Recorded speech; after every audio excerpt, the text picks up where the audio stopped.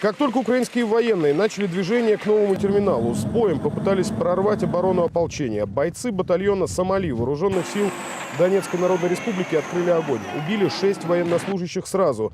Еще 8 человек были взяты в плен. Откуда? Какой области? Ты откуда? Ловенская область. Какой? Ловенская. Ты? Что надо тут? Что вы здесь забыли? Вадим Бабенко, солдат вооруженных сил Украины, в ходе боя получил ранение. Ополченцы оказали ему первую помощь. Этого человека сейчас отвезем на работу, оттуда его в больницу, будут его лечить и отправить домой. Дай ему антишок. Сейчас он сделает обезболивающее. Этот солдат рассказал, что командиры перед боем просто обманули военнослужащих. Вам не говорили, что аэропорт находится под контролем украинской армии? Да, что там наши войска стоять. Ничего вы увидели, когда Что в терминале стоять наши войска. То есть вы... Надо забрати 300-х. Ми поїхали забрати 300-х. Оказалося, що ніяких там 300-х немає, а нас відправили в нападіння.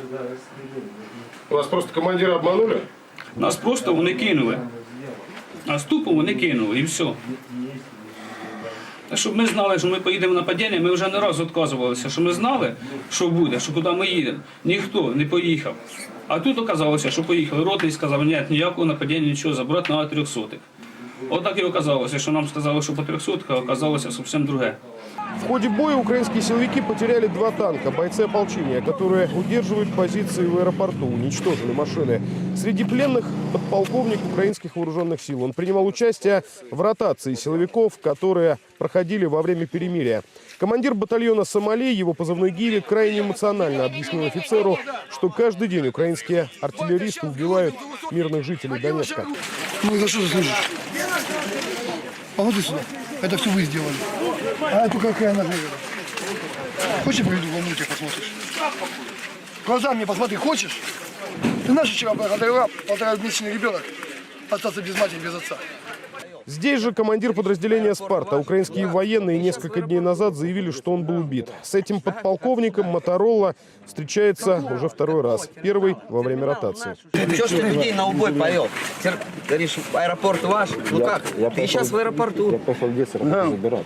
Да? Откуда? Забирать. С терминала. Какого терминала? Терминал наш уже неделю. Всем пленным оказали необходимую медицинскую помощь. Ополченцы передали украинских военных руководству Министерства обороны ДНР. Очередная попытка прорвать оборону ополчения в аэропорту провалилась.